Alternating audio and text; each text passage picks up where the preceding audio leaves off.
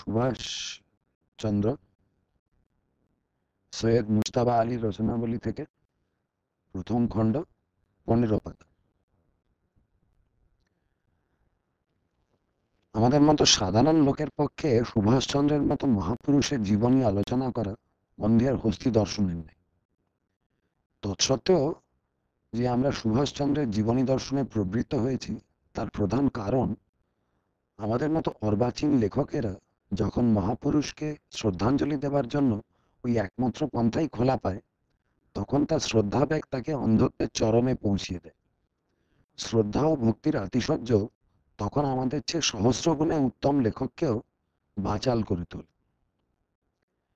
দ্বিতীয় কারণ, এক চীনা গুণী জনৈক ইংরেজকে ভাঙা ভাঙা ইংরেজিতে বুঝিয়ে বলেছিলেন, সরোবরে জল বিস্তর, কিন্তু আমার পাত্র ক্ষুদ্র, জল তাতে ওঠে অতি সামান্য, কিন্তু আমার শোক নেই। My cup is small, but I drink often. আমাদেরও পাত্র ছোট, কিন্তু যদি সুভাষ সরোবর থেকে আমরা সে পাত্র ঘন ঘন ভরে নিই, তাহলে শেষ পর্যন্ত সরোবর নিঃশেষ হোক বা নাই, আমাদের তৃষ্ণা নিবৃত্তি নিশ্চয়ই হবে। আমার পাত্রে উঠেছে 2 গন্ডুষ জল, অথবা বলবো আমি অন্ধ, হাত দিয়ে ফেলেছি সৌভাগ্যক্রমে 2টি দাঁতেরই উপর। অবশ্য সব অন্ধই ভাবে সেই সবচেয়ে মহামূল্যবান স্থলে হাত দিয়ে ফেলেছে, কাজে এ অন্ধের অভিমত আত্মম্ভরিতা প্রসূত হতে পারে। প্রথম, বর্মায় সুভাষচন্দ্র কি কৌশলে হিন্দু মুসলমান শিখকে এক করতে পেরেছেন, এবং শুধু তাই নয়, ভারতবর্ষে ফেরার পরও এদের অধিকাংশ অখণ্ড বাহিনী রূপে আত্মপরিচয় দিতে চেয়েছিল। আমরা জানি সুভাষচন্দ্রের সাইগন আসার বহু পূর্বে রাসবিহারী বসু অনেক চেষ্টা করেও কোনো আজাদ হিন্দ ফৌজ গড়ে তুলতে পারেননি। অথচ রাসবিহারী বসু সুভাষচন্দ্রের তুলনায় জাপানিদের কাছে অনেক বেশি পরিচিত ছিলেন। জাপান ফেরতা ভারতীয়দের মুখে শুনেছি রাসবিহারী বসুকে জিজ্ঞাসা না করে জাপান সরকার কখনো কোনো ভারতীয়কে জাপানে থাকবার ছাড়পত্র মঞ্জুর করত না। একদিকে যেমন দেখতে পাই সুভাষচন্দ্র আজাদ হিন্দ নামটিকে অনায়াসে সর্বজনপ্রিয় করে তুললেন, অন্যদিকে দেখি কৃতজ্ঞ মুসলমানেরা তাকে নেতাজি নাম দিয়ে হৃদয়ে তুলে নিয়েছে। কায়দি আকবর বা ওই জাতীয় কোনো দুরূহ আরবি খেতাব দেওয়ার প্রয়োজন বোধ করেন। পাঠকের স্মরণ থাকতে পারে তখন এদেশে হিন্দি উর্দু সমস্যা কংগ্রেসকে প্রায়ই বিচলিত করত, অথচ দেখে সুভাষচন্দ্রকে এ সমস্যা একবারের তরেও কাতর করতে পারেন। বেতারে আমি সুভাষচন্দ্রের প্রায় সব বক্তৃতাই শুনেছি এবং প্রতিবারই বিস্ময় মেনেছি হিন্দি উর্দুর অতীতে ভাষা নেতাজি শিখলেন কি করে। নেতাজি তো শব্দতাত্ত্বিক ছিলেন না, ভাষার কৌশল আয়ত্ত করার মতো অজস্র সময়ও তার ছিল না।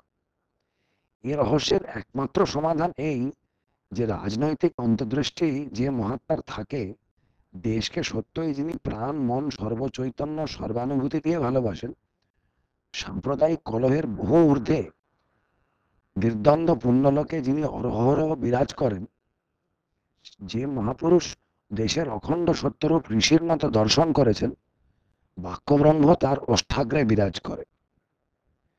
তিনি যে ভাষা ব্যবহার করেন সে ভাষা সত্যের ভাষা, ন্যায়ের ভাষা, প্রেমের ভাষা।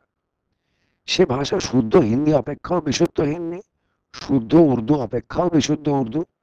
সে ভাষা তার নিজস্ব ভাষা। এই ভাষা এই মহাত্মাজির আদর্শ ভাষা ছিল। নিজের মনকে বহুবার প্রশ্ন করেছি, সুভাষচন্দ্র না হয় সর্বদ্বন্দ্বের ঊর্ধ্বে উড্ডীয়মান ছিলেন, কিন্তু সাধারণ সৈন্যকে তিনি কি করে সাম্প্রদায়িকতা মুক্ত করলেন? যে উত্তর শেষ পর্যন্ত গ্রহণ করেছি সেটা ঠিক কিনা জানি না, আমার মনে হয় সুভাষচন্দ্র শুদ্ধমাত্র সাম্প্রদায়িকতা দূর করার জন্য কখনো কোমর বেঁধে আসরে নামেননি। আমার মনে হয় সুভাষচন্দ্র এমন এক বৃহত্তর জাজ্বল্যমান আদর্শ জনগণের সামনে উপস্থিত করতে পেরেছিলেন, এবং তার চেয়েও বড় কথা, এমন এক সর্বজনগ্রহণীয় বীর জনপম্য পন্থা দেখতে পেয়েছিলেন যে কি হিন্দু, কি মুসলমান, কি শিখ, সকলেই সাম্প্রদায়িক স্বার্থের কথা সম্পূর্ণ ভুলে গিয়ে দেশের স্বাধীনতা সংগ্রামে যোগদান করেছিলেন। আমি যেন চোখের সামনে দেখতে পাই সুভাষচন্দ্র বলছেন, আগুন লেগেছে, চলো আগুন নেভাই, এই আমার হাতে জল, তোমরাও জল নিয়ে এসো। সুভাষচন্দ্র কিন্তু কথা বলছেন না আগুন নেভাতে হলে হিন্দু মুসলমানকে প্রথমে এক হতে হবে, তারপরে আগুন নেভাতে হবে। এসব প্রথমে মিটিং করি, প্যাক্ট বানাই, শিলমোহর লাগাই, তারপরে স্বরাজ।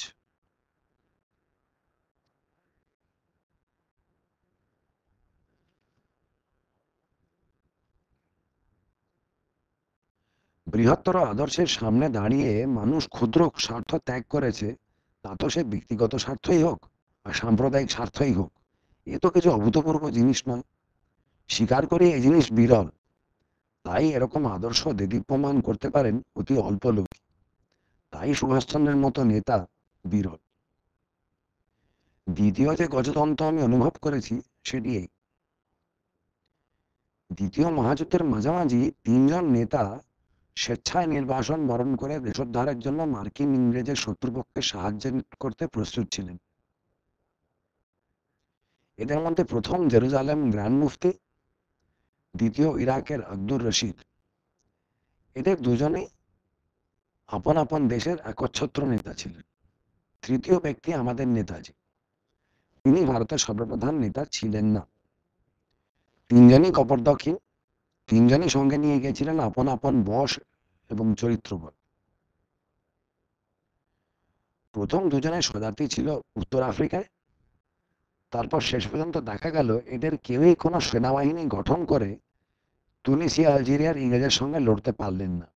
শুধু তাই নয়, জার্মান রমেল যখন উত্তর আফ্রিকায় বিজয় অভিযানে বেরোলেন, তখন এদের কাউকে সঙ্গে নিয়ে যাওয়ার প্রয়োজনও তিনি অনুভব করলেন না।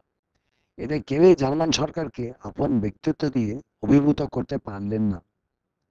শেষ পর্যন্ত তাদের গতি হলো আর পাঁচজনের মতো ইতালি থেকে বেতার যোগে আরবিতে বক্তৃতা দিয়ে প্রোপাগান্ডা করা।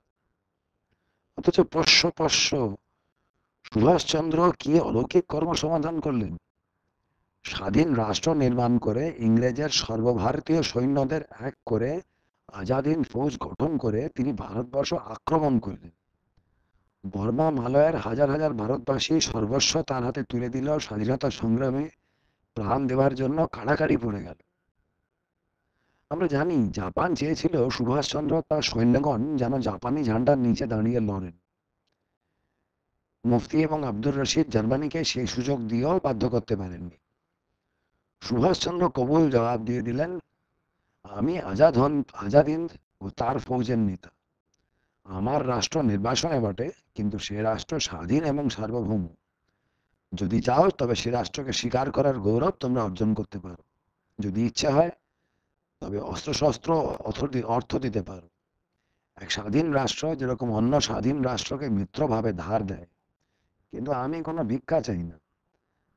আমার সৈন্যগণ আজাদ হিন্দ ভিন্ন অন্য কোনো রাষ্ট্রের বশ্যতা স্বীকার করে যুদ্ধ করবেন না। এই ইন্দ্রজাল কি করে সম্ভব হলো?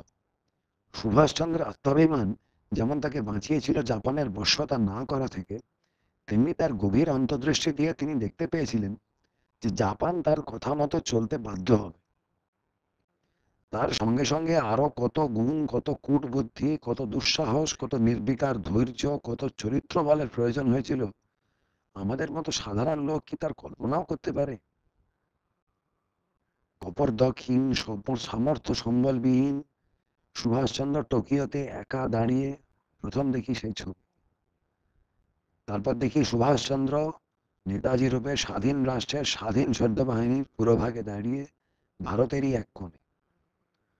যতই বিশ্লেষণ করি না কেন, এই দুই ছবির মাঝখানের পর্যায়গুলো ইন্দ্রজাল, ভানুমতিই থেকে যায়। এই যুগে না জন্মে এই কাহিনী ইতিহাসে পড়লে কখনোই বিশ্বাস করত না। জিন্দাবাদ নেতাজি।